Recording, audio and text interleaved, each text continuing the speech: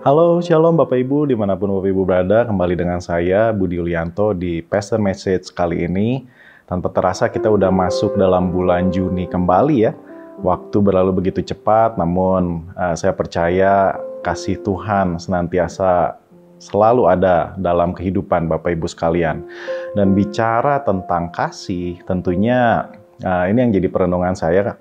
Ketika kita benar-benar mengasihi seseorang, tentunya akan ada satu pertanyaan dalam hati kita yang memikirkan atau bertanya bahwa apa ya yang kita bisa beri atau apakah yang kira-kira orang yang kita kasihi ini ingin dari saya.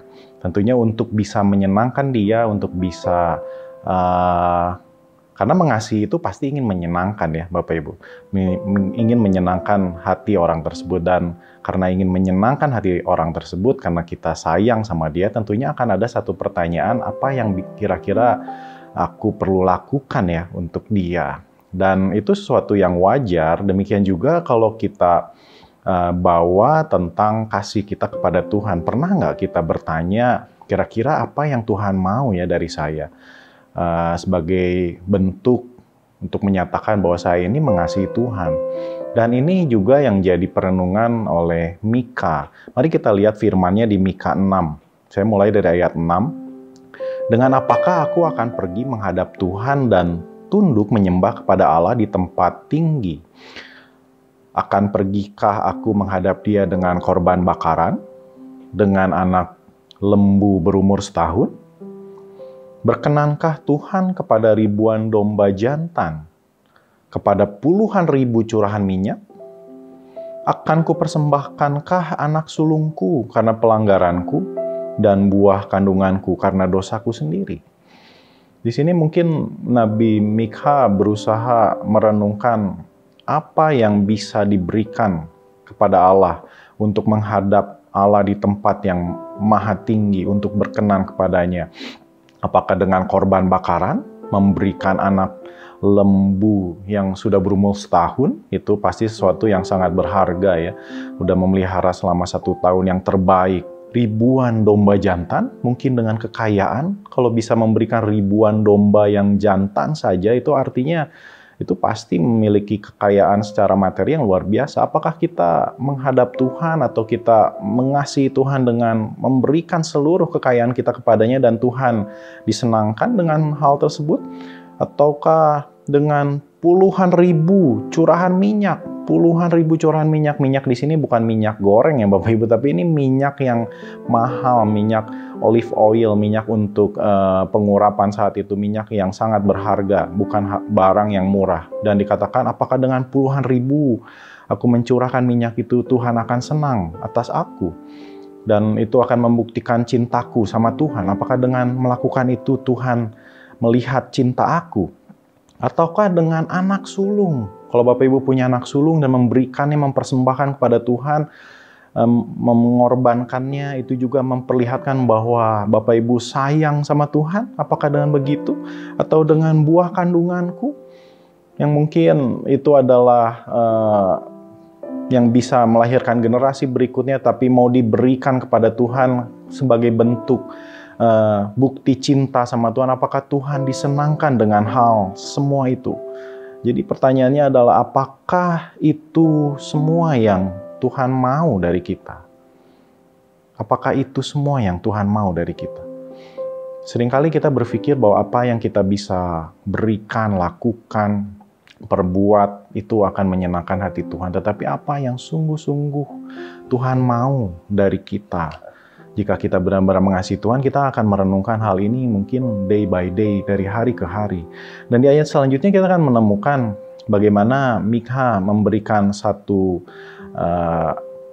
jalan keluar bagi kita, bagaimana kita untuk menunjukkan kasih kita kepada Tuhan. Hai manusia, telah diberitahukan kepadamu apa yang baik, dan apakah yang dituntut Tuhan daripadamu selain berlaku adil, mencintai kesetiaan, dan hidup dengan rendah hati di hadapan Allahmu. Saya tertarik dengan versi New King James-nya. And what does the Lord require of you? but to do justly, to love mercy, and to walk humbly with your God. Title message saya pagi hari ini adalah What does the Lord require of me? Apa yang Tuhan kehendaki dari saya? Mari kita sama-sama renungkan ini ya Bapak Ibu. Jika kita sungguh-sungguh mengasihi Tuhan, tentu kita akan punya pertanyaan ini. Apa yang Tuhan kehendaki dari saya ini sebenarnya? Dan dari ayat 8 kita bisa melihat ada 3 hal yang Tuhan rindukan dari kita, anak-anaknya yang mengasihi Dia. Yang pertama adalah to do justly, untuk berlaku adil. Tapi justly di sini nggak hanya bicara adil, tetapi justly juga bicara dengan tepat, dengan benar. Artinya untuk bisa melakukan sesuatu dengan tepat, untuk bisa melakukan sesuatu dengan benar, tentunya kita harus mengetahui kebenaran tersebut. Kita harus tahu dulu apa yang benar, sehingga kita bisa melakukan sesuatu tersebut dengan tepat. Dan di sini pentingnya pengenalan kita akan Tuhan melalui firman-Nya. Karena tanpa pengenalan akan firman-Nya tentu kita akan sulit sekali untuk mengetahui apa yang benar dan apa yang tepat.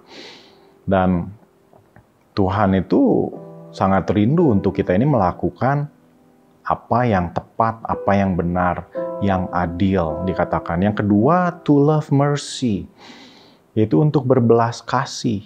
Di versi Indonesia dikatakan mencintai kesetiaan. Bagi saya ini bicara kesetiaan itu karena Allah yang sudah setia, telah setia dan selalu setia sama kita, sehingga belas kasih-Nya atas kita itu luar biasa, sehingga kita bisa menikmati keselamatan hari ini itu karena belas kasih Tuhan, karena kesetiaan Tuhan untuk menggenapi janji-Nya atas umat-Nya. Dan dari hal tersebut, itu yang menjadikan kita harusnya memiliki hati yang berbelas kasih untuk melakukan belas kasih kepada orang-orang yang mungkin hari ini tersesat, yang tidak bergembala, yang membutuhkan pertolongan. Yang Tuhan mau dari kita adalah untuk memiliki hati yang berbelas kasih kepada mereka yang membutuhkan.